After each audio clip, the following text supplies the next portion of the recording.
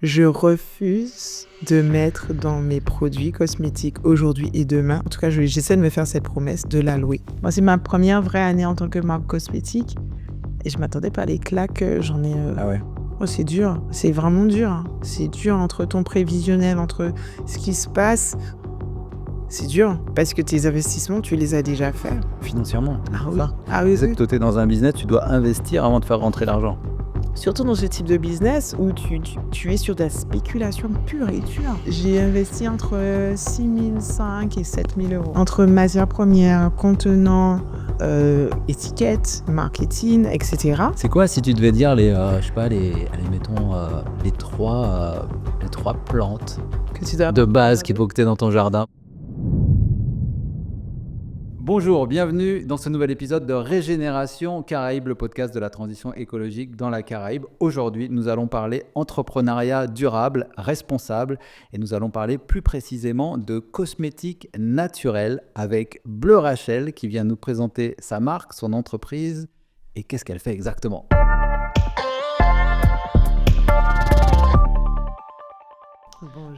Bonjour Bertrand, bonjour tout le monde, bonjour. Bienvenue Rachel. Merci dans l'émission.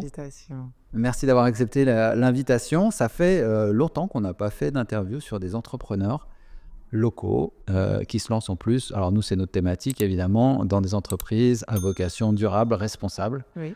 Est-ce que tu peux nous expliquer déjà en 2 mots, qu'est-ce que Bleu Rachel ? Alors Bleu Rachel, j'ai envie de dire, c'est une entreprise, un projet multicasquette, mais toujours autour des cosmétiques naturels, comme on disait. Donc, on va retrouver des ateliers pour apprendre à fabriquer ses produits soi-même, des accompagnements pour ceux qui veulent faire cette transition vers le naturel, une routine de soins plus naturelle, plus consciente, et aussi des produits finis. Voilà, en gros. D'accord. 3 casquettes. Donc, pour le moment. C'est assez, pour le moment, c'est assez large. Qu'est-ce qui... alors, depuis combien de temps ça existe ? Alors, Bleu Rachel existe depuis 2017. D'accord. Depuis 2017. Mais au début, je faisais vraiment que des ateliers. Après, en 2020-2021, il y a eu les accompagnements. Et là, que depuis l'année dernière, la marque même de produits finis. D'accord. Qu'est-ce qui t'a poussé à te lancer dans cette direction ? Alors, à l'origine, il faut remonter un petit peu loin quand même. Donc du coup, j'ai eu l'allergie de moustiques, tu sais. Ok. Quand tu as les taches, en fait, tu te fais piquer par un moustique à gauche et ça te fait une plaque et tu vas retrouver à droite, etc. Donc tu vas te retrouver finalement les jambes, les bras, le corps couvert de plaques, de taches, jusqu'à même, je dis souvent, les enfants t'appellent même pain en raisin, tu vois, pour le petit côté moqueur, parce que t'es vraiment taché. Ah ouais. Et moi, du coup, ça a été ma jeunesse, mon enfance. Et ma mère, mes grands-mères étaient toujours à me dire, tiens, mets du dattier, écrase. Donc, j'avais un pilon, tu vois, j'ai passé ici mon corps.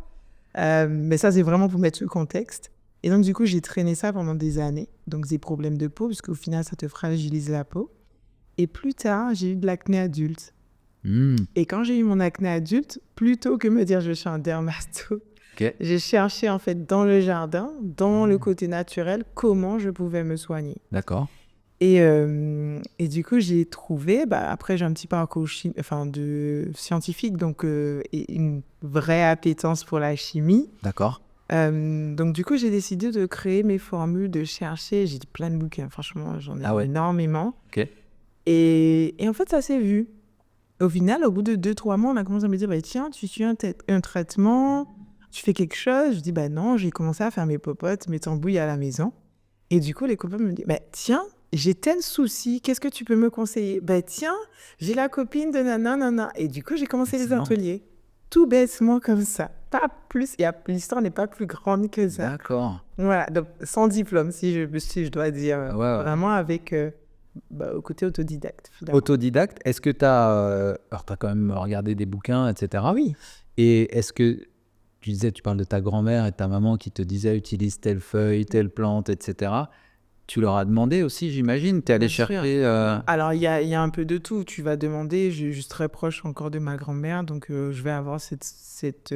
Maintenant, je connais plus de choses qu'elle, donc c'est tout aussi bien aussi. Mais Oui, j'ai cherché. Après, j'ai fait des petites formations pour me remettre à niveau sur des termes techniques, sur des formulations, pour pouvoir pousser aussi ce que je pouvais produire, ce que je pouvais proposer aussi en atelier, toujours avec cette couche naturelle. Toujours. Moi, je dis souvent, on va fabriquer des choses avec des produits du jardin, du frigo et des placards parce qu'on a des richesses inexplorées. Voilà, bref. Donc, en gros, formé sur l'état. D'accord. C'est quoi la première découverte vraiment qui t'a marqué quand tu as fait tes petits essais comme ça, recherche, essais-erreurs, et qui a fonctionné? Qui a fonctionné parce que, tu sais, ce qui est marrant, c'est que j'avais fait un article pour dire, en fait, ça ne fonctionne pas toujours. Ah oui. Parce qu'en fait, des fois, tu peux foirer une recette. Et c'était aussi ça. Enfin, je fais une digression, excuse-moi, mais pour montrer qu'on trouve beaucoup de choses sur Internet. Mais tout ce qui est sur Internet n'est pas vrai. Et j'avais fait vraiment un article dessus pour montrer que tu peux rater des recettes parce que tu vas aller chercher sur Internet et qu'il y a des formulations. Mais si je dois dire ce qui a marché, je sais pas. Franchement, je sais pas. Moi, je suis toujours impressionnée parce que des fois, ça sort de ma tête. Je me dis, tiens, je suis sûre qu'on peut faire quelque chose comme ça. Ou je pars d'un produit, un truc tout bête, je pars d'un sérum. Je me dis, tiens, j'ai envie de faire un sérum. Mais du coup, on pourrait avoir la texture gel. Ah, mais tiens, du gombo. Et puis après, pour le côté acide de fruits, de la peau d'ananas. Et du coup, quand tu mélanges tout avec, tu fais attention au pourcentage et que tu obtiens quelque chose de sympa, t'es là, waouh. Mais comment tu fais des essais? C'est-à-dire que tu vas tester sur des gens, de l'entourage, sur toi? Sur moi, principalement. Ça a toujours été ça, dès le Ok. début. Après, c'était toujours avec, j'ai envie de te dire, avec une certaine conscience quand même. Tu ne mélanges pas... je ne vais pas sur des produits qui sont toxiques. Déjà, je vais sur des produits qui sont toujours très naturels et dont tu as... j'ai envie de dire un pourcentage d'erreur. Ok. Quand tu vas utiliser de la noix de coco râpée ou tu vas te faire ta poudre de peau de clémentine ou enfin peu importe, tu restes sur quelque chose que tu maîtrises et qui n'a pas de conséquences vraiment si tu fais une petite erreur. Contrairement à si tu vas sur de la saponification ou la saponification, c'est le procédé de fabrication des savons traditionnels. Où là, 1 degré, 1 centime, un pourcentage, 1 gramme peut faire toute la différence. Puisqu'on va utiliser de la soude, de la soude caustique, donc ce qui est de la soude vraiment extrêmement dangereux. Donc là, tu n'as pas le choix, tu peux pas faire d'erreur, tu vois. Là, sur les produits que j'utilise, on est sur quelque chose, on va rester sur des infusions, des hydrolats, des choses qui, ça va. D'accord. Voilà. Oui, si tu débordes un petit peu ou quoi, l'impact, il n'est pas trop grave. Donc, pour tester sur moi, ce n'était pas forcément dangereux. Et après, au fur et à mesure, tu améliores les process. Et puis, comme je t'ai dit, j'ai fait des remises à niveau. Je travaille avec des laborantins. Donc, du coup, il y a aussi ce petit truc, le pH, respecter le pH de la peau, etc. Donc, ça, c'est venu après. Ouais, parce que toutes les peaux ne sont pas les mêmes. Non, toutes les peaux ne sont pas les mêmes. Après, si on va parler de peau acide, peau alcaline, voilà. Mais le pH neutre, il reste le même. Oui, ok. Alors, quand tu crées des ateliers, tu as des thématiques? Oui. Tu peux nous en dire plus? Alors, contrairement à ce qu'on pense, alors aujourd'hui, Bleu Rachel, c'est vraiment plus sur la peau, sur le visage. D'accord. J'essaie de proposer des choses vraiment pour le visage parce que c'est une partie qui est très oubliée et qu'on a tendance à cacher avec du maquillage. Enfin, je ne juge pas ceux qui le font, mais je pense qu'on le fait surtout parce qu'on n'a pas d'alternative naturelle. On ne sait pas vraiment toujours comment s'occuper de soi et surtout en utilisant des produits d'ici, ce qui va donner un meilleur effet. Mais ça, on en discutera après. Du coup, il faut savoir que les ateliers, c'est pas que le visage. Parce qu'on pense que vu que je parle que visage, on reste que sur le visage. Pas du tout. On va pouvoir faire des produits pour les animaux. Ah ouais. Oui, des produits pour les chiens, enfin pour des compagnons, comme des répulsifs aussi, comme des produits ménagers, des bougies, des produits intimes aussi, disons-le. En fait, ça va vraiment très très loin, des cheveux, corps, etc. Ok. Et souvent, quand je fais un atelier, donc soit on me commande des ateliers, donc ça peut être une entreprise ou un particulier, ou moi, je propose un atelier. Ok. Du coup, je choisis un thème.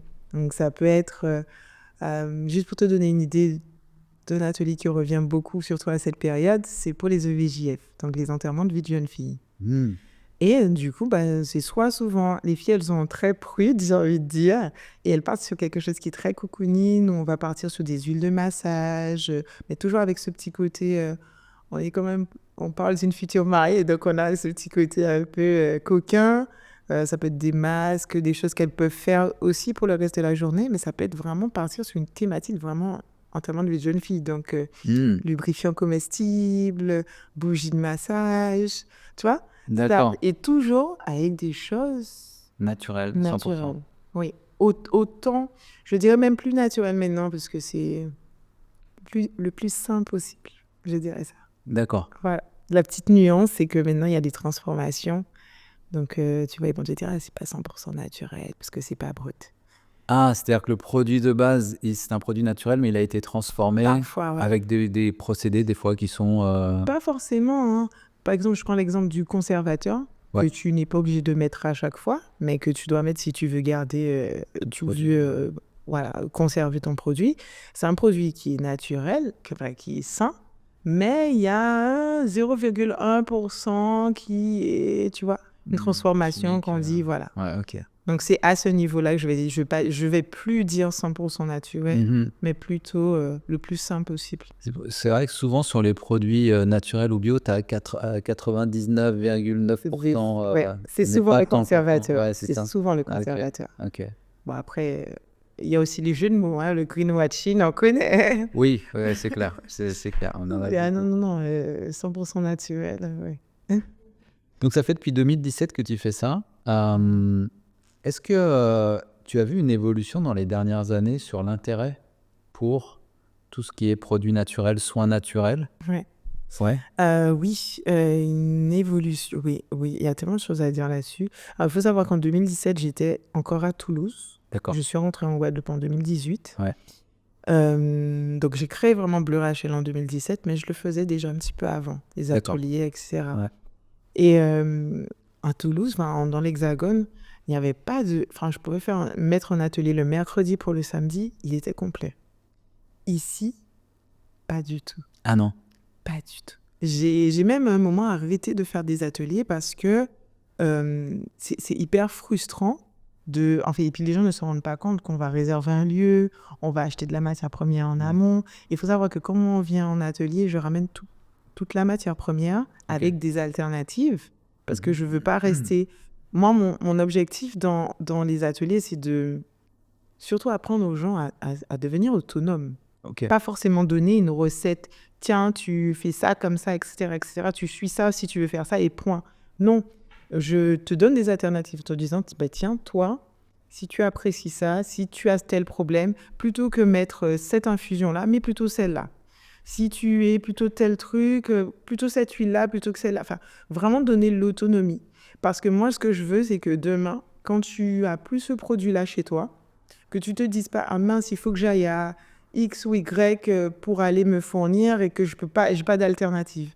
Et aussi, d'autre part, on voit des recettes sur Internet. Donc, on a tendance des fois à acheter des grandes bouteilles de 100 ml, puisque c'est vendu en 100 ml, bien évidemment. Ouais. Et puis, quand tu n'aimes pas du tout le produit, tu ne sais pas quoi faire avec. Ouais. Et tu te retrouves avec des bouteilles de 100 ml qui sont dans ton frigo, dans tes placards. Et là, pouvoir donner une autre façon d'utiliser, des alternatives, c'est pour pouvoir aussi inciter à consommer le produit différemment. D'accord. Okay. Donc, au niveau des ateliers, donc c'est comme ça. Et j'avais arrêté, pour revenir dans la jeunesse, j'avais arrêté parce que ça demande énormément de travail et d'investissement. Et ici, je pense que malheureusement, les gens ont tendance à penser que quand ils savent prendre l'aloe, la couper et la mettre sur le visage, ou prendre des feuilles de thé, faire une infusion et la mettre dans un vapeau et l'utiliser, ça suffit pour dire que je sais faire des cosmétiques. Ou mélanger du sucre avec de l'huile. Et ils ne voient pas l'intérêt, j'ai l'impression en tout cas, qu'ils ne voient pas l'intérêt de payer pour ça parce qu'ils se disent, attends, j'ai qu'à couper la feuille, je le fais, quoi. Et alors que c'est tellement plus que ça. Ok. On peut faire tellement plus de choses que ça. Tu peux faire un gommage avec une infusion, sans utiliser de sucre ou d'huile, tu vois. Mais toujours en naturel et avec ce qu'il y a dans ton jardin une fois de plus. Mais c'est juste que, tu vois, il faut le savoir. C'est quoi si tu devais dire je sais pas, allez, mettons les trois plantes Que tu dois de avoir dans ton base qu'il jardin. faut que tu aies dans ton jardin pour. Et c'est difficile, ça. Ça va dépendre de ce que tu veux faire.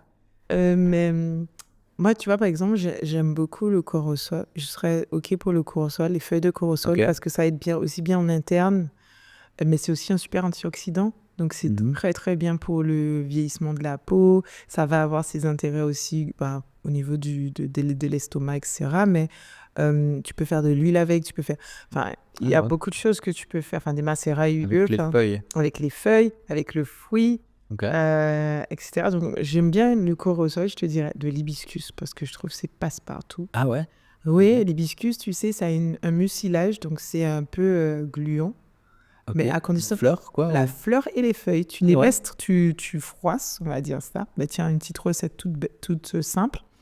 Tu vas froisser tes feuilles ou ta fleur, et tu la laisses tremper dans de l'eau, et tu vas voir qu'au bout de quelques secondes, tu vas avoir une glu. Ah ouais. Oui. Ah ouais. Et qui peut se transformer. Enfin, après, tu vas rajouter un épaississant s'il faut, naturel, bien sûr. Voilà. Et tu peux avoir un gel d'hibiscus, tu vois. Mhm. Pour pouvoir avoir une texture encore plus gélifiante, tu peux rajouter du gombo ou de l'aloe, etc. Mais rien qu'à partir de ça, tu vas avoir quelque chose de vraiment texturé et pouvoir rajouter soit des grains ou de la poudre et te faire un masque qui sera bourré de vertus. Ah ouais. Parce que là, on est sur une macération à froid, donc on garde vraiment toutes les vitamines, toutes les vertus, toutes les molécules. Mais par contre, ça faut que tu l'utilises tout de suite parce que si tu le laisses reposer, après ça perd sa vitalité, non? Non, pas forcément. Bon, tu sais bien, tu le laisses pas au soleil, oui. Ouais. Non, il n'y a pas de raison. C'est juste que par contre, c'est aqueux. C'est ce que les gens ne comprennent pas toujours. C'est que c'est aqueux et tout ce qui est aqueux, le développement microbien, il est énorme. Ah. Voilà. Ah oui. Et D'accord. je tiens à préciser, tiens, je vais faire un petit appel pendant que je suis là, en disant que on dit souvent, en termes de conservateur, on te dit souvent, je vais mettre la vitamine E. Ok. Sauf que la vitamine E, c'est un conservateur, mais huileux. Ok. Donc, c'est pas du tout la même chose. Si on utilise, c'est pas miscible dans l'eau. L'huile, la vitamine E, en plus, c'est un conservateur. C'est pas un conservateur, on va dire, c'est un abus de langage de dire ça. C'est plutôt un produit qui va ralentir le rancissement de l'huile. Donc, c'est pour ça qu'on va dire un conservateur. Il y a certaines huiles qui en ont naturellement. Mais du coup, c'est miscible que dans l'huile.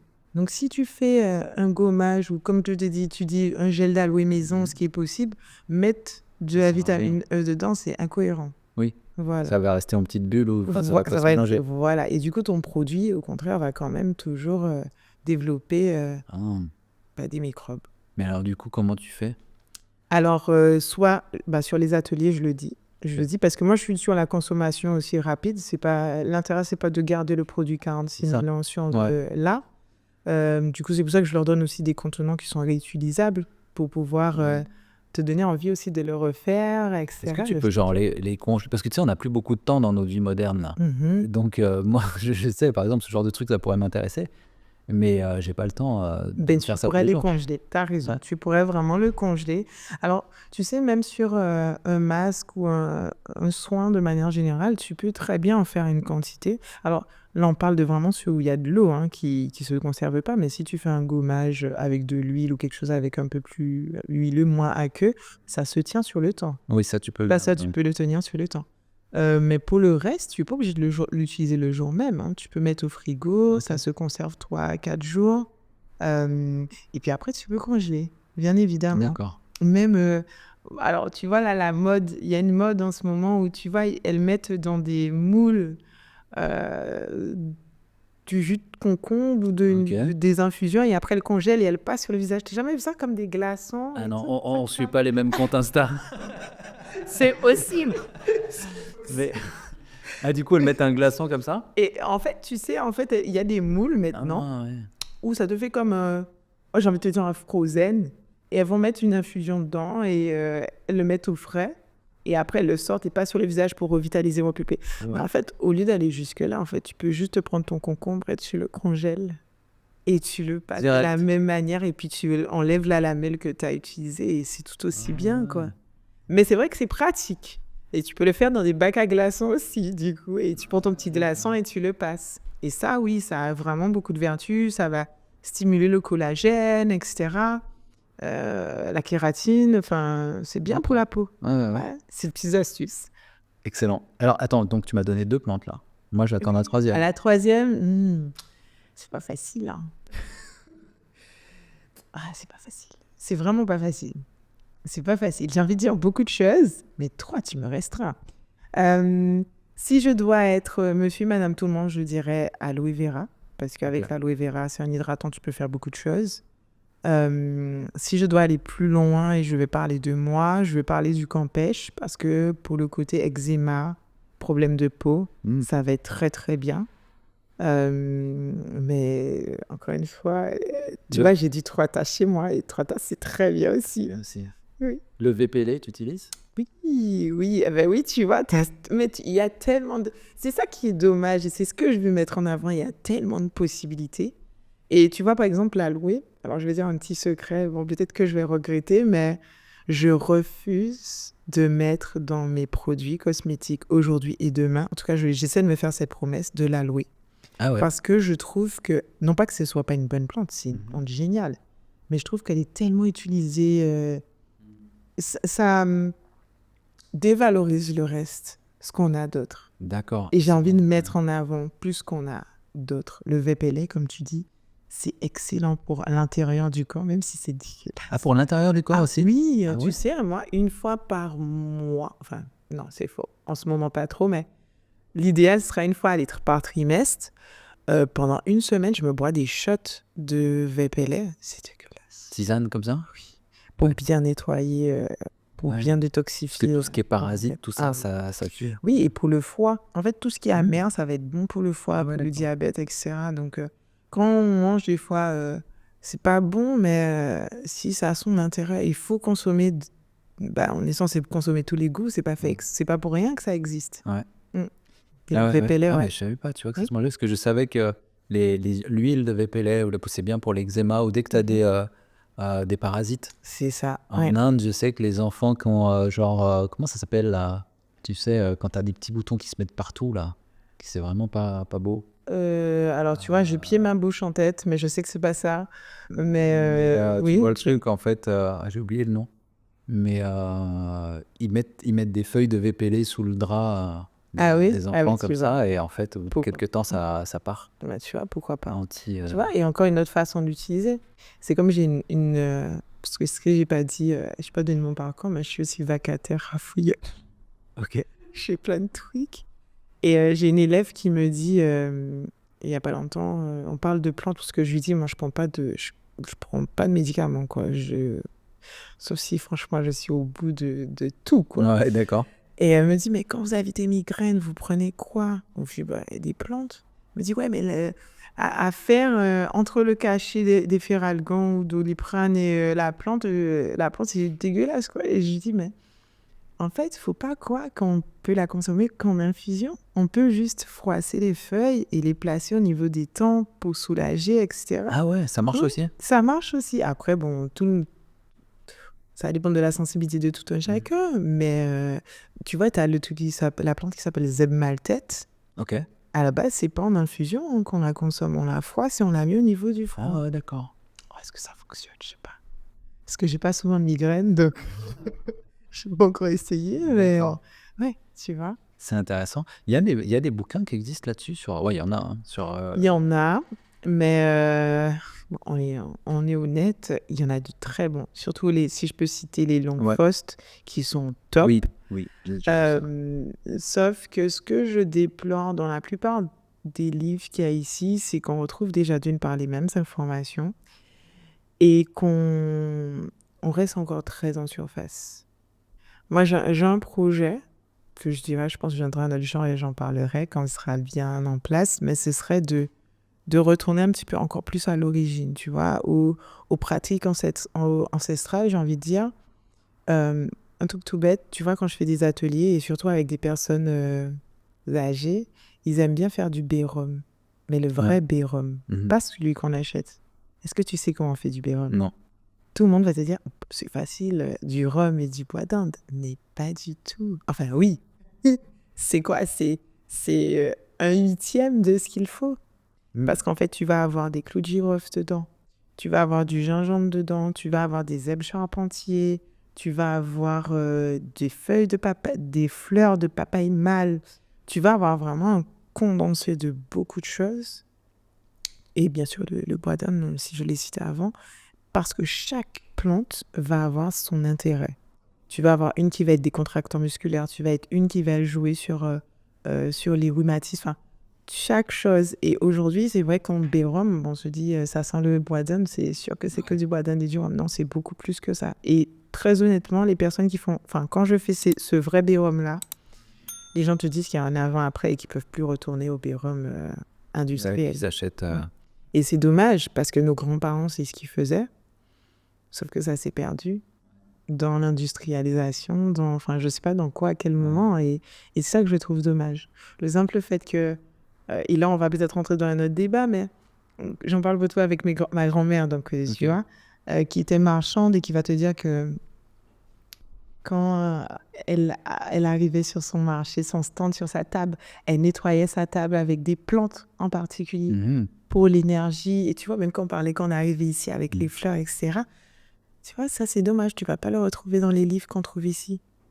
Et ça, c'est dommage. Après, j'ai des bouquins qui viennent d'ici, mais j'ai des sortes de gros pavés qui, je sais pas, je pense que ce sont plus que des bibles, qui sont hyper vieux, qui m'ont été donnés par ma grand-mère. Ah ouais? Et j'étais même pas sur les plantes d'ici et tout ça? Alors, tu vas trouver un mélange de plantes d'ici et plantes de d'ailleurs. Ouais.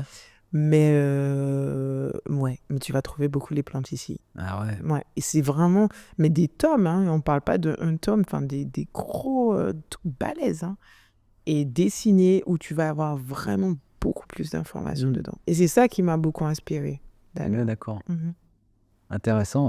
Et en fait, on est à l'heure du digital, et tu vois, quand j'entends ça, je me dis, il faudrait numériser ces choses-là. Aussi, oui, mais t'as raison. En plus, Parce que j'en prends tellement soin, ils sont tellement bon état, que c'est vrai que ouais, ça serait top. Oui, c'est vrai, c'est pas faux. Je vous les ramènerai. Manoa, t'as du boulot qui t'attend. Bon courage. Vraiment beaucoup. Il y a beaucoup de pages. Ah oui, je crois qu'un tome, on est sur 200 et quelques pages. Hein, donc, bon courage. Wow. Mais ouais, tu vois, ces trucs-là, ça va disparaître. Oui. Toi, tu le conserves là. Oui. Dans une génération, si on fait rien, ça part. Oui. Oui. Et j'ai même peur de... Tu vois, dans mon projet, et dans un projet à venir, par exemple, ça serait de créer une asso, très prochainement. De toute façon, je suis dessus, hein, je peux le dire.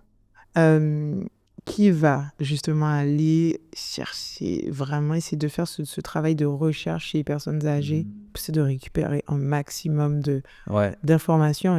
Et même là, j'ai peur d'y être trop tard, quoi. D'y aller trop tard. Il est jamais trop tard. Oui, mais il est jamais trop tard, parce que demain, ça sera encore pire. Ouais. Voilà. Ouais, c'est clair. Moi aussi, j'y pense, parce que j'ai pas encore fait ça avec le podcast.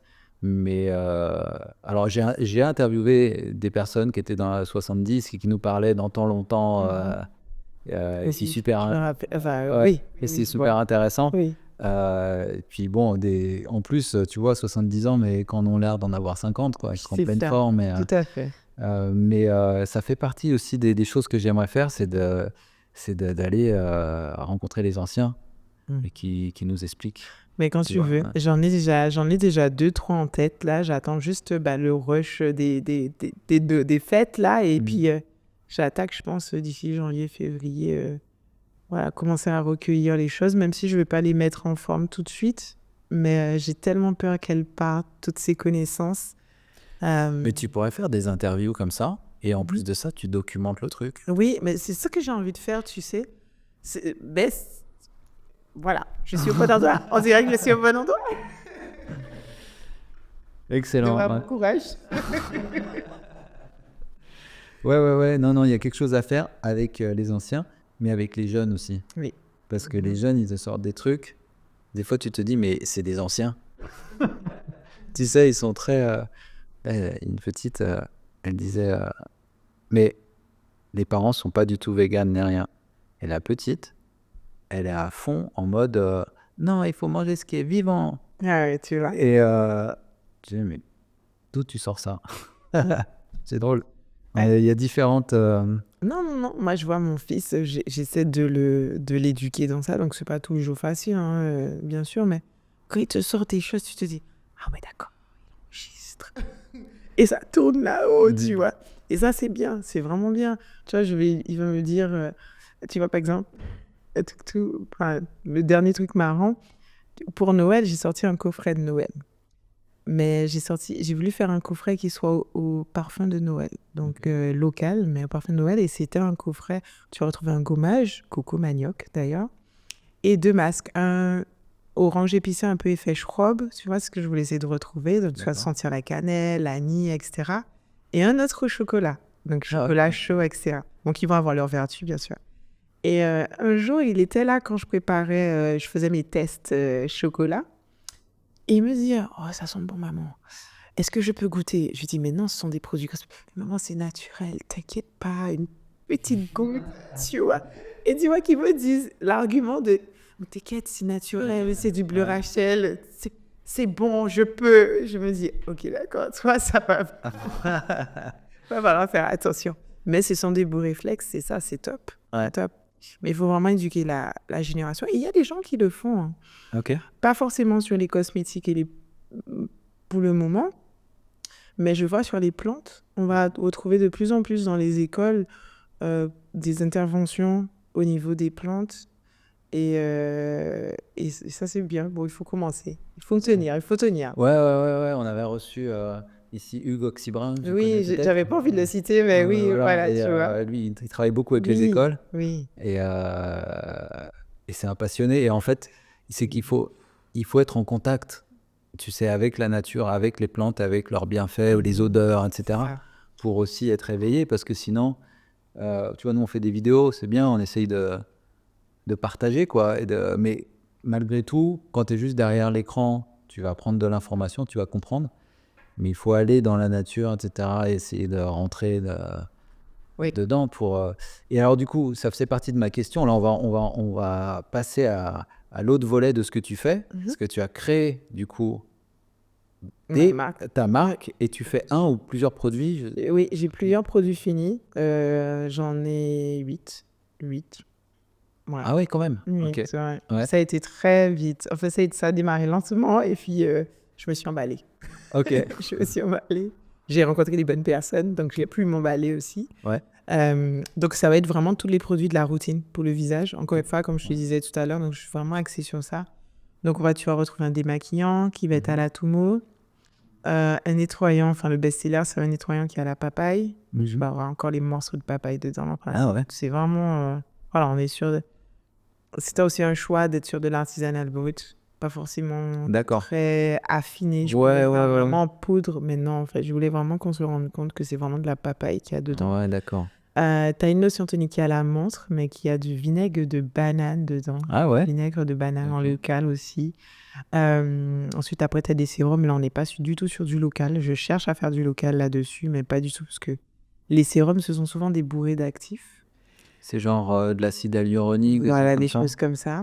On peut avoir, je pense, des équivalents ici, mais il faut faire des extractions, il va falloir faire des recherches, donc ça, c'est quelque chose qui va prendre du temps. Mais je crois qu'en Guyane, il y a des choses qui existent, donc je vais peut-être... Oui, comment elle s'appelle déjà? Pas encore reçu. Je sais, hein, pas biostratège. Si. Biostratège, voilà, c'est ça, biostratège. Et après, j'ai des crèmes, une crème de jour, une crème de nuit, où tu vas retrouver du citron, de l'avocat, enfin voilà, on est sur... Et alors comment tu as fait pour... parce que ça c'est un grand pas quand même, parce que là du coup tu fais des cosmétiques, comment tu as un labo, j'imagine, et ça prend des autorisations, parce que tu fais pas ça comme ça, c'est quand même, tu peux pas vendre n'importe quoi, n'importe comment. Non, tu peux pas. Tu peux pas. Et tu sais, j'ai pris du temps à me lancer, pour tout te dire. Pourquoi je me suis lancée? pour donner la petite histoire, c'est parce que j'ai rencontré une dame un jour qui voulait... j'étais dans une boutique et elle voulait laisser ses produits dans la boutique. Ok. Et sauf que moi, j'ai regardé le produit et j'ai vu beaucoup d'incohérences. Déjà, le simple fait que ce soit écrit à l'étiquette à la main, qu'il y ait des bulles dans quelque chose qui était censé être de l'huile, des bulles d'eau. Enfin, tu vois, et la dame je lui fais la remarque, qui m'agresse en me disant « Mais de quoi tu parles ? De toute façon, mes clientes, elles achètent et elles sont contentes. » Et là, je me suis dit « Non, en fait, Rachel, tu ne peux pas avoir autant de connaissances, être aussi minutieuse et ne pas mettre ton savoir au service de ton peuple, d'autant plus qu'il y a des personnes qui font n'importe quoi. » Donc, ça a été difficile parce que c'est énormément d'argent. Ah ouais. Et au début, du coup, je vais t'expliquer, au début, j'ai pas compris pourquoi d'ailleurs personne ne faisait quelque chose comme moi, à savoir des produits avec, tu vois, le démaquillant, les crèmes, parce qu'on a vraiment sur une texture on est sur une crème, comme tu vas trouver dans d'autres industries. Mais c'est tout simplement parce que c'est beaucoup plus cher. Hein. Ah ouais. Disons-nous-le. Texture de crème. Oui, parce qu'il y a de l'eau dedans. Okay. Comme je te disais tout à l'heure, le développement microbien est beaucoup plus important quand tu as une phase aqueuse. Et vu qu'il y a une phase huileuse et une phase aqueuse, ça coûte très cher.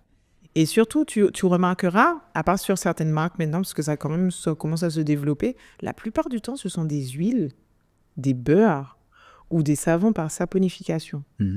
Donc, ce qui coûte pas beaucoup moins cher. Ouais, c'est vrai que tu trouves pas des crèmes comme ça facilement. Non, tu vas tomber sur des produits qui coûtent vraiment beaucoup moins cher parce que je peux donner des tarifs, ça me dérange pas.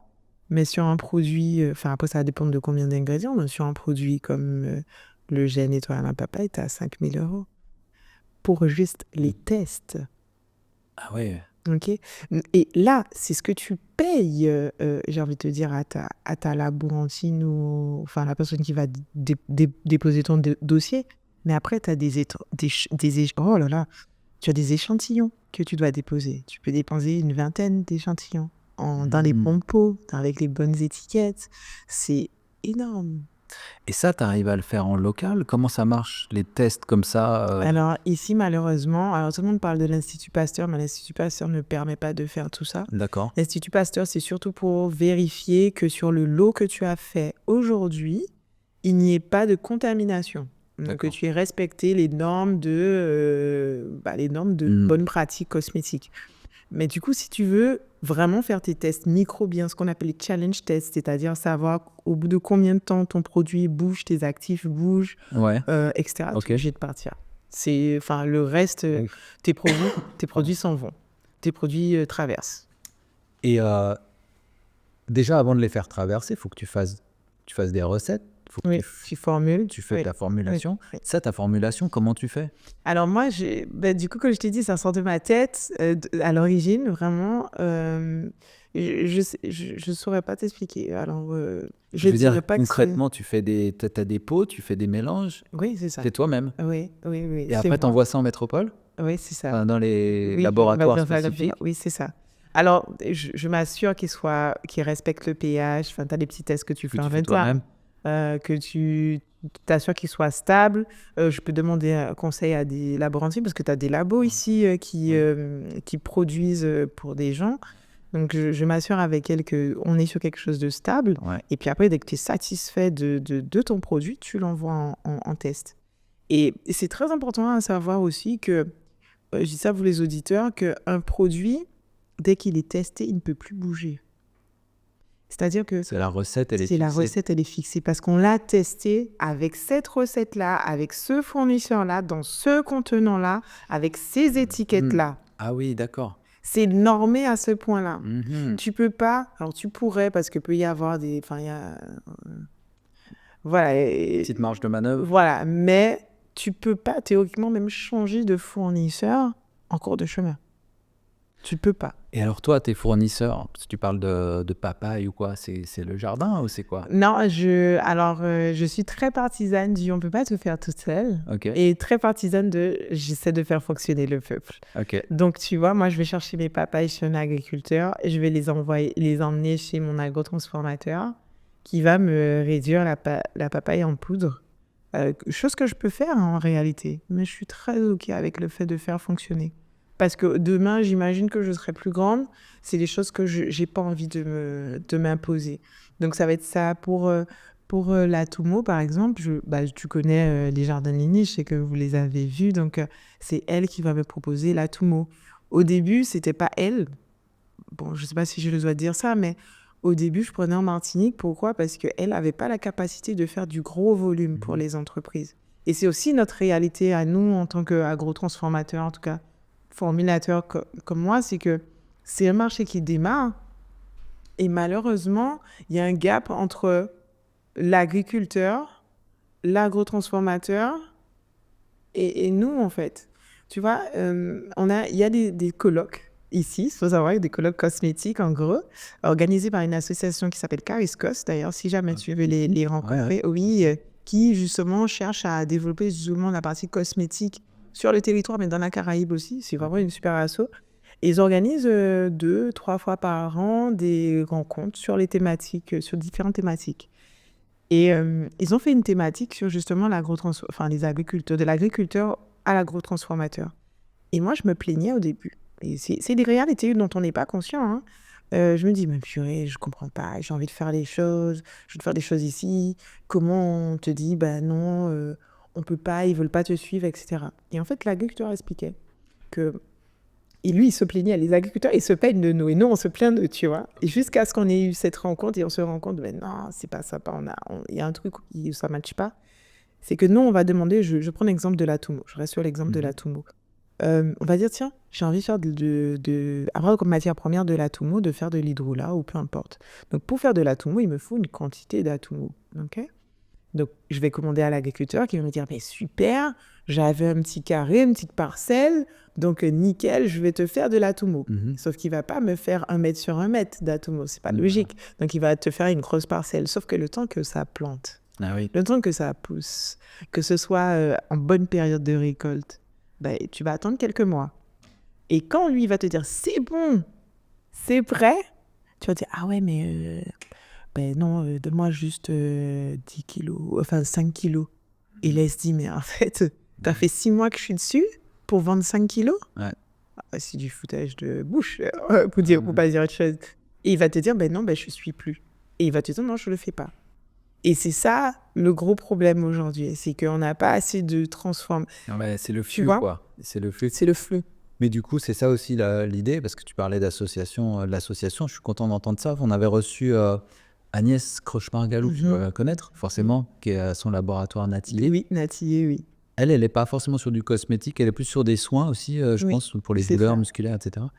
Et je me disais, il y a peut-être des produits de base dont vous avez tous besoin et qu'il faudrait vous mettre en commun, faire une coop ou je ne sais pas trop quoi. Je travaille avec elle, je travaille aussi avec Feuille au Pays. Enfin, comme je dis, j'essaie de travailler avec quand même des acteurs locaux. Mais oui, c'est vrai que je pense que... Et c'est là où Cariscos a été intéressant, c'est qu'ils disaient qu'ils vont faire plutôt un regroupement doléances, de tout ce qu'on veut. Ah ouais. Et à partir d'un certain seuil atteint, ils vont voir avec les agriculteurs, est-ce qu'on peut ouvrir ce produit-là, entre guillemets, tu vois.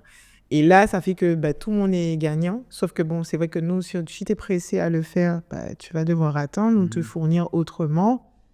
Et quand ce sera en local, tu prendras en local. Et alors, là, c'est quand même une entreprise, on va dire, c'est du lourd parce que tu dois produire tes produits. Il y a des contenants, il y a trouver la distribution, faire le marketing, la promotion. C'est aussi beaucoup d'investissement à la base. Tu parlais tout à l'heure, juste ne serait-ce que pour avoir la formule et la valider. Certification, Mais ensuite, il faut que tu commandes et il faut que tu vendes. Comment tu fais ? Tu es toute seule ? Tu as une équipe ou... Non, pour le moment, je suis en train de créer une équipe. Ouais. Comme je te disais tout à l'heure, j'ai des gens bien qui vont vraiment satelliter autour de moi, qui me permettent de me développer, tu vois. Tout simplement, le simple fait qu'une amie te dit, tiens, aujourd'hui, je te relaisse sur un stand, c'est un soulagement parce que toi, tu peux aller produire ou aller acheter, etc. J'essaie de développer. Là, je travaille avec une CM. J'ai une nana qui s'occupe, que j'adore, enfin, que des nanas pour le coup. Enfin, non, il y a un jeune homme. qui s'occupe de tout ce qui est événements, parce que j'ai commencé à faire des petits événements pour rassembler aussi, et des ambassadeurs. Je vais avoir quelqu'un pour tout ce qui va être mail, parce que ça aussi, c'est du boulot. Donc, ouais, Mais, t'as quand même un petit écosystème voilà. autour de toi Oui. qui te permet de... Mais je t'avoue que c'est depuis septembre, vraiment, D'accord. que ça se crée là. On est encore branlant, tu vois. Mais ouais, avec tout ça, ça va. Je pense que ça va beaucoup me soulager et aussi être indulgent avec soi. Mais c'est vrai que ça fait énormément de travail, tu vois. Je sais pas si on voit à la caméra, mais c'est hâte. Et j'en ai un seul. Je t'en pas beaucoup. Et puis il y a la période charnière. Novembre, Noël. décembre. Ouais, décembre, c'est une période charnière. Moi, c'est ma première vraie année en tant que marque cosmétique. Et je m'attendais pas à les claques. J'en ai. Ah ouais. Oh, c'est dur. C'est vraiment dur. Hein. C'est dur entre ton prévisionnel, entre ce qui se passe. C'est dur. Parce que tes investissements, tu les as déjà faits. Financièrement, Ah c'est oui. ça. Ah oui, C'est ça oui. que toi, t'es dans un business, tu dois investir avant de faire rentrer l'argent. Surtout dans ce type de business où tu es sur de la spéculation pure et dure. Je te donne un exemple. Par exemple, là, on m'a dit novembre, décembre, tu vas faire ton chiffre de l'année s'il faut. Vas-y à fond, investis. Très sincèrement, j'ai aucun problème à donner des chiffres. Hein. Si ça va traumatiser certains, je suis désolée. Non, c'est bien. Moi, j'aime bien les chiffres. J'ai investi entre 6 500 et 7 000 euros entre matières premières, contenants. Ouais, pardon. Vas-y. Entre matières premières, contenants, étiquettes, marketing, etc. Et transport, parce que il faut que tu le fasses venir. La douane, il s'assoit sur toi. Ouais. Donc, j'ai investi tout ça. Et du coup, je me suis dit, t'inquiète, je vais récupérer le double. Peut-être pas le triple, mais allez, le double au moins. Et pour ça, je me suis fait un plan. Je me suis dit, tiens, je prends plusieurs festivals, plusieurs salons sur le mois, des salons de 2-3 jours, et je vais rentabiliser. À raison de me faire même entre 1000, 2005 par festival, donc de 3 jours, ce qui est correct à mon avis. Et j'ai déjà fait dans des chiffres comme ça. Donc, pourquoi pas? Tu vois, j'ai pris un premier festival en novembre, j'ai fait 300 euros. Il n'y avait personne, il pleuvait, etc. J'avais prévu un deuxième festival en novembre de 2 jours.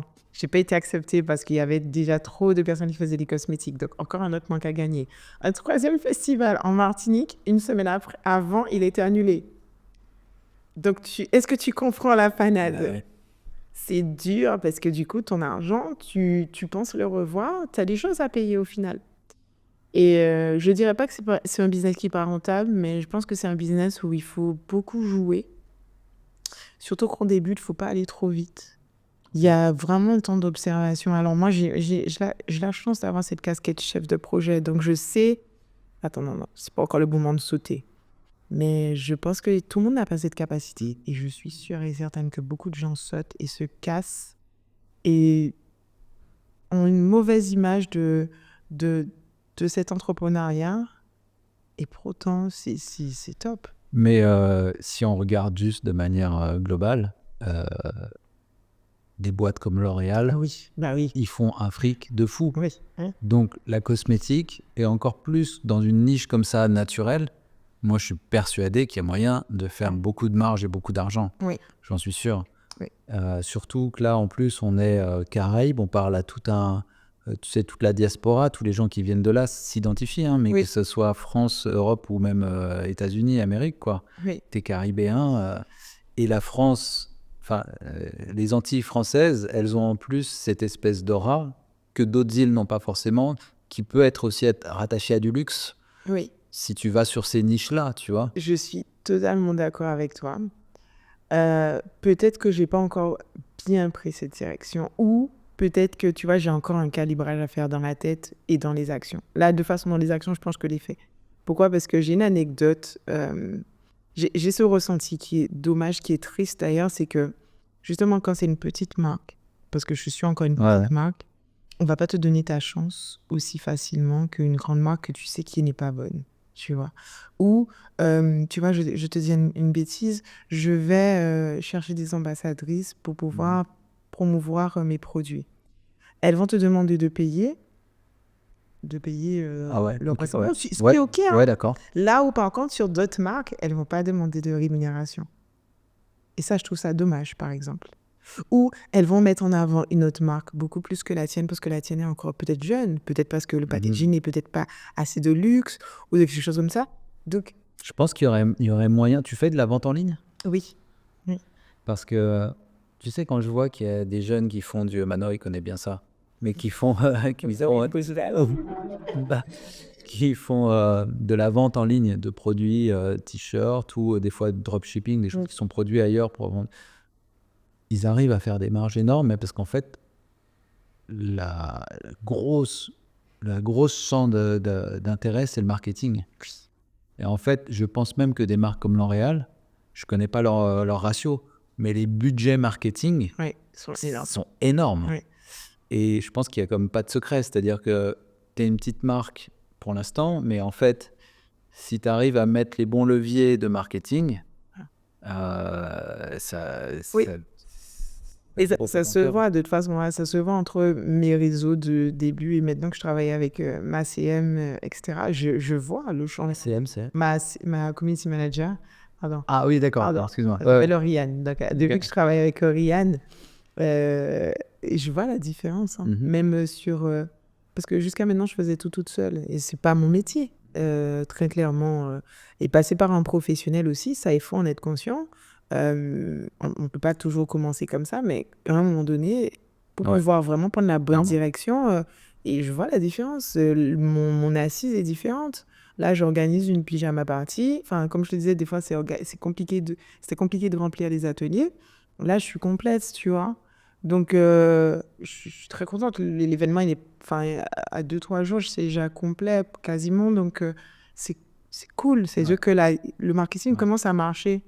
Et c'est vrai que ça, on n'est pas assez formé dessus. Ouais, et complètement. Après, ça, c'est des trucs que tu peux te former en ligne. Tu peux aussi ou aller chercher justement des jeunes qui connaissent ça à fond. Manoir Il y a du boulot qui arrive là. Mais non, clairement, je suis sûr que, en fait, c'est aussi une question de, tu sais, de confiance, persévérance. Et à un moment donné, tu l'as fait, hein, tu as misé déjà, tu as tes produits, tu les as en main. Après, c'est des marches que tu vas passer. Oui. C'est ça. C'est aussi l'idée du podcast, c'est de mettre en avant, tu vois, des marques comme ça, des gens qui se lancent, qui osent, qui font des choses. Parce que souvent, malheureusement, tu vois, on entend encore trop souvent que c'est impossible d'entreprendre aux Antilles ou que c'est plus compliqué. C'est peut-être plus compliqué. Même là, il y a toute une réflexion dessus. C'est compliqué, ça dépend de beaucoup de choses. Je pense qu'on est dans une société tellement de consommation et d'abondance qu'on veut tout de suite et maintenant, tu vois. Et on ne sait plus prendre le temps et prendre du recul sur ce qu'on est en train de faire. Et on met beaucoup d'émotions dans ce qu'on est en train de faire.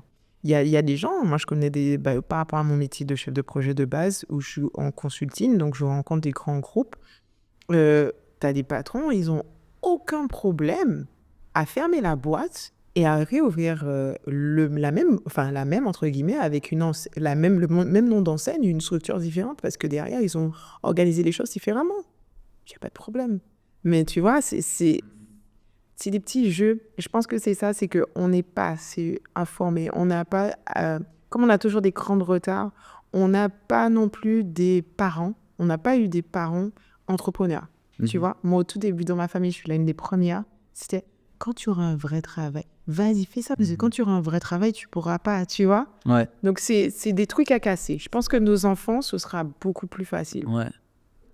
Donc, ce que tu fais là, tu vois, ça doit inspirer Ouais, mais c'est ça en fait qui fait qu'on continue, parce que c'est vrai que des fois on se dit bon, c'est beaucoup de travail, c'est aussi des investissements, mais à chaque fois, régulièrement, quand on a des gens qui nous écrivent ou que je croise et qui disent merci, continuez, ça inspire, etc. Donc c'est ça en fait, il faut faire une émulation, tu vois. Peut-être que là il y a quelqu'un, il y a peut-être une lycéenne qui est en train de regarder et qui se dit mais moi aussi, c'est ce que j'en sais, tu vois. Oui. C'est ce que je conseille, et de la place pour tout le monde. Et il y a tellement de choses à faire, moi je ne pourrais pas tout faire, malheureusement. Non, c'est ça. Je ne pourrais pas tout faire. Non, c'est ça. Et non, c'est bien.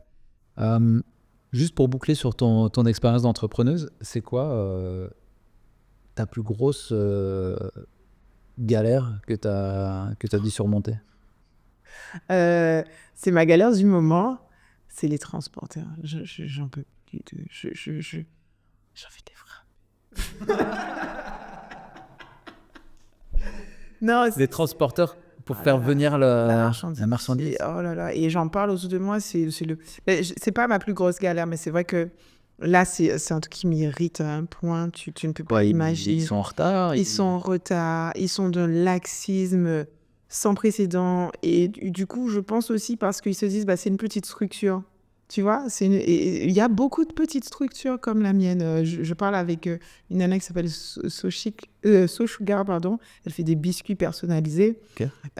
Qui me disait, mais pour mes contenants, pour mes boîtes, bah, pareil, j'ai des problèmes, sauf que c'est les fêtes. Il y a une autre esthéticienne qui te dit qu'elle attendait toutes ces décorations, tout. Mais tu vois, ce sont peut-être des petites quantités pour Ouais. une grosse structure comme un grand transporteur, mais pour nous, Eh oui. c'est énorme. Là, tu Non, vois, ouais, j'ai un ouais. stand, je te dis, typiquement, j'ai un stand demain. J'ai mon événement ce soir. J'ai un stand demain. J'ai pas de marge. Il y a des produits qui manquent parce que ma marchandise n'est pas arrivée. Ah ouais. Donc, c'est soit ce soir, je bosse jusqu'à 1h du matin et plus pour être OP demain matin et du coup me refaire une journée, soit mais je perds un chiffre en fait. Déjà que je t'ai déjà expliqué qu'au mois de novembre, c'était compliqué.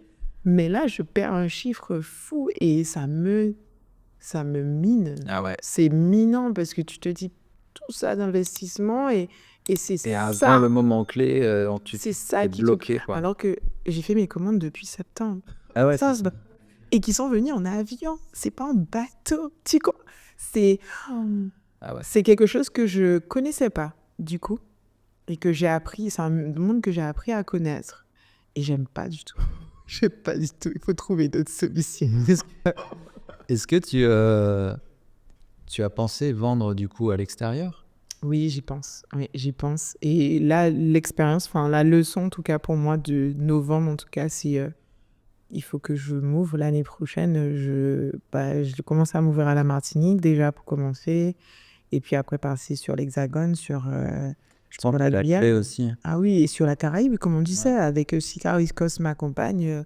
Oui, et partir sur un produit. Et puis, les produits sont de qualité. Enfin, c'est pas. Enfin, je trouve qu'ils sont. Ah ouais, bah, Donc, tu vois, pourquoi pas faire rayonner tout ça? T'avais rencontré Kelly Massol quand elle est venue? J'ai pas eu cette chance et pourtant j'ai essayé. Hein. Ah ouais. Je peux te dire que j'ai essayé, mais j'ai pas eu cette chance. J'ai pas eu cette chance. Parce que je pense qu'un mentor comme ça, Ah ouais. ça pourrait être. Et surtout pour pas faire les mêmes erreurs. Et tu vois, moi je te parle de chiffres. Je suis très ouverte avec ça parce que je trouve que il faut être conscient de ça. Mais il y a beaucoup de gens qui vont pas te donner tout ça et qui vont pas te parler de tout ça Non. et qui vont rien te dire, qui vont faire de la rétention d'informations et qui te laissent te tomber. Moi, c'est pas du tout mon style. On va me poser des questions sur ma rentabilité, juste comme ça, je le dis, y a pas de problème. Ouais. Parce que l'idée, je pense pas que quelqu'un peut me détrôner un jour, il y a pas de problème. Déjà, je pense pas que je suis au sommet, donc voilà, mais je pense qu'on a de la place, tout le monde a sa place. Et puis si ça se trouve, je fais ça aujourd'hui et demain, je me dirais, je me lasse, tu vois. Je pense pas, mais... Ouais, je pense pas non plus. Mais non, mais je suis d'accord avec toi. Tu sais, il y a deux façons, quand tu fais du business, il y a deux façons d'être la plus grande tour en ville. C'est soit tu rases toutes les autres tours, soit tu construis et en essayant de faire le mieux possible, quoi. C'est ça. Et je suis plutôt de ça. ouais, bah ouais, mais c'est plus drôle, Oui. c'est plus sympa. Et puis on n'a pas envie d'être tout seul dans un désert, quoi. C'est super bien d'avoir plein d'autres entrepreneurs qui font des choses, on apprend, ils font les choses différemment, on se renvoie la balle, chacun dans sa niche, tu vois. C'est pas mal. Ok, ça va bientôt toucher à sa fin.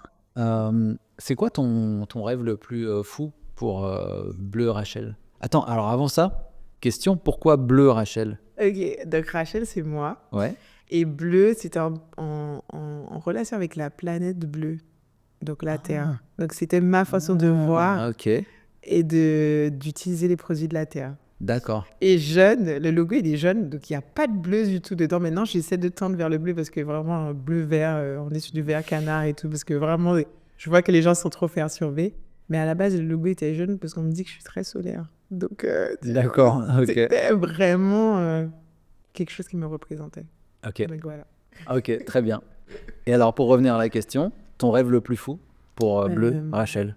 Franchement, mon rêve le plus fou, c'est sur la partie cosmétique, je dirais, la partie produit fini, ce serait d'avoir comme on dit, une bouteille dans toutes les salles de bain, pourquoi pas, à un moment donné, mais surtout avoir un lieu où tu peux tu peux, même les esthéticiennes, avoir des produits qui soient de chez nous.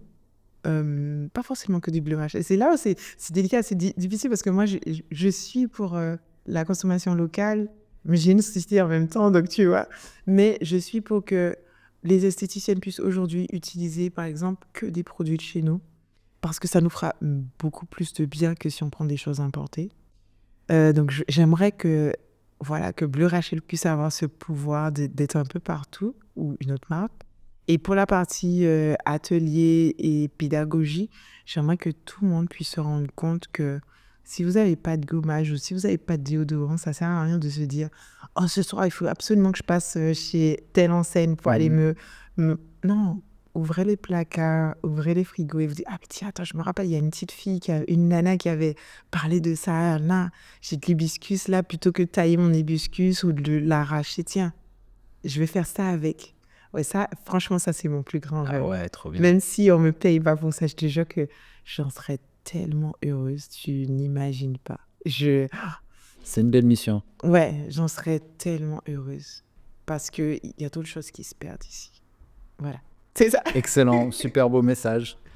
Bah écoute Rachel, merci beaucoup. Merci à vous. Pour ce temps. Je te souhaite du succès. Merci. Pour la suite, si les auditeurs sont intéressés, veulent retrouver tes produits, comment est-ce qu'ils font? Alors, le plus simple, c'est le site internet. Ouais. C'est Bleu Rachel, mais bleu avec un E à la fin, la planète. La planète bleue, ouais. Donc, BLEUE, Rachel, RACHEL.com, ou sur Instagram, ou sur Facebook. Et puis après, on est présent chez certains revendeurs comme The Factory, à Pointe-à-Pitre, Carole C, Lolo Pays, à Mornalo, de la graine au vocal sur couvert. Enfin bon, voilà. D'accord. Il y a Jarry, la bâche des plantes. Voilà, on essaie d'être un peu partout et je pense qu'il y en aura bien d'autres le temps que vous regardez ce podcast. Excellent, super, on te le souhaite. Oui. Merci Rachel. Merci. Et merci aux auditeurs. Et merci aux auditeurs, merci à vous d'avoir suivi cet épisode jusqu'au bout. J'espère que vous avez appris beaucoup de choses. J'espère que ça va vous inspirer aussi à faire vos propres remèdes, en tout cas à apprendre comment on les fait. Il ne faut pas faire n'importe quoi non plus. Et que vous irez découvrir les produits de Rachel. Je vous dis à tous une excellente fin de journée et à bientôt dans un prochain épisode. Régénération Caraïbes, le podcast.